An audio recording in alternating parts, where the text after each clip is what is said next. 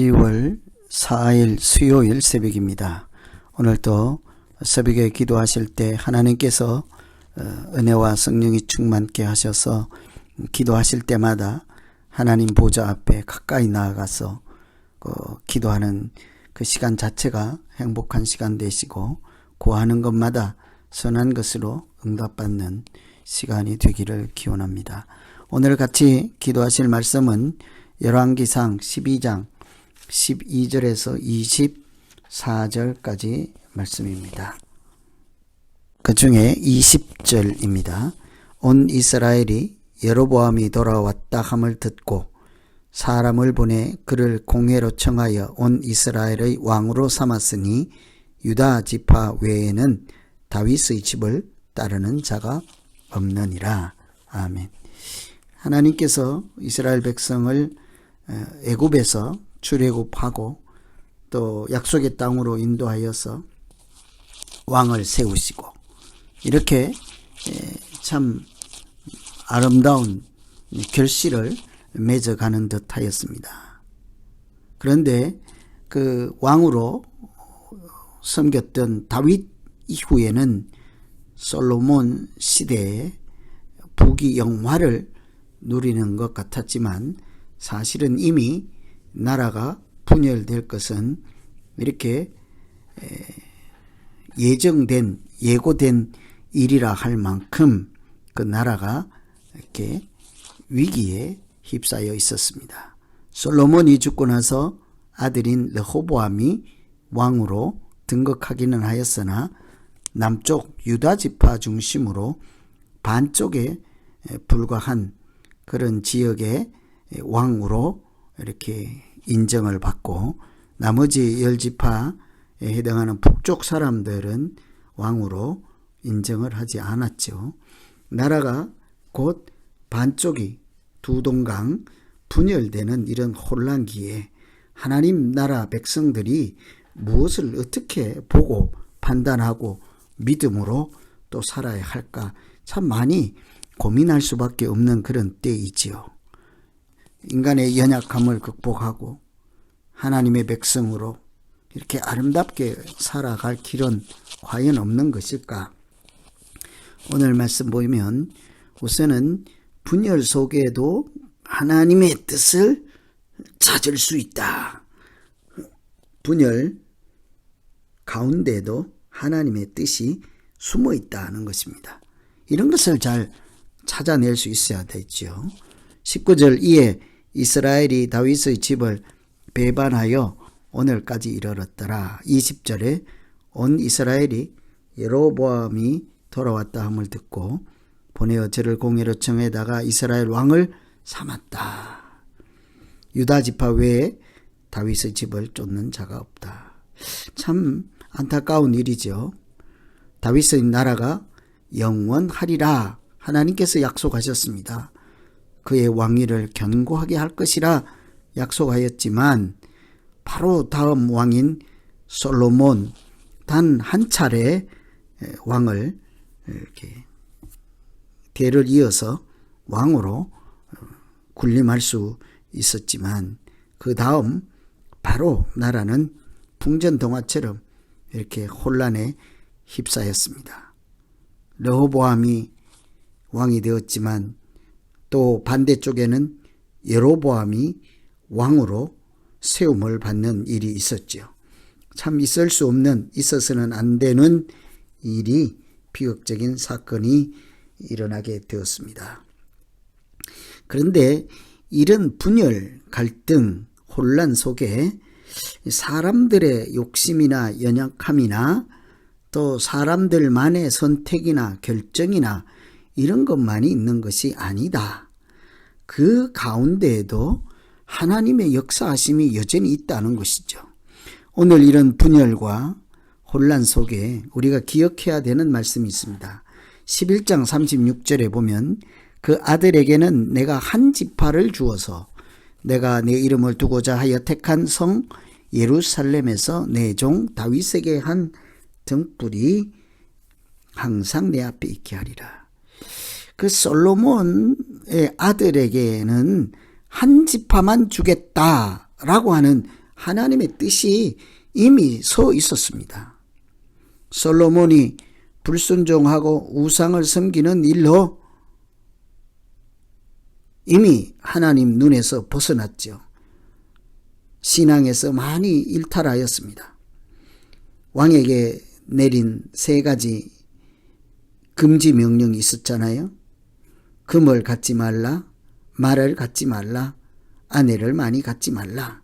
그러나 솔로몬은 웬일인지 그것은 더 많이 가졌습니다. 금을 많이 가졌고 말을 많이 가졌고 아내를 많이 두었습니다. 어쩌면 하나님 말씀과 정반대로 갔던 왕이라 하겠죠.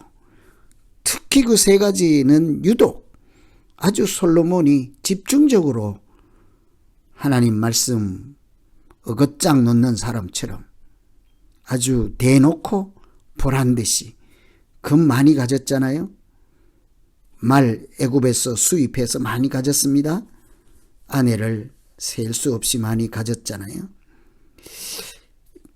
겉으로 화려하고 성전을 짓고 왕궁을 짓고 나라가 유명해지고 대국이 되는 것 같지만 실상은 솔로몬 때에 이미 하나님은 뜻을 정하여 솔로몬의 아들에게는 한 지파만 줄 것이라.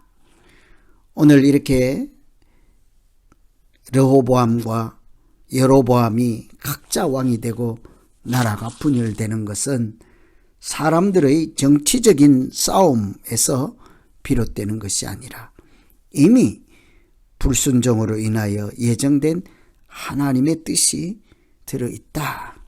우리가 살아갈 때 나쁜 일, 안 좋아 보이는 일, 그냥 어떤 사람들 사이에 일어나는 사건으로만 보지 않고 그 가운데 역사하시는 하나님을 붙잡기만 하면 여전히 우리가 소망의 길로 나아가게 될 것입니다. 2번째는 이런 불안 또 위기 혼란의 때에 사람의 감정도 내려놓을 수 있어야 하지요. 21절에 보면 르호보암이 예루살렘에 이르러 유다 온 족속과 베냐민 지파를 모으니 택한 용사가 18만 명이라. 이스라엘 족속과 싸워 나라를 회복하여 솔로몬의 아들 르호보암에게 돌리려 한다. 주어는 르호보암입니다. 북쪽에 세겜에 찾아갔다가 수모를 당했지요. 뜻을 이루지 못하였습니다.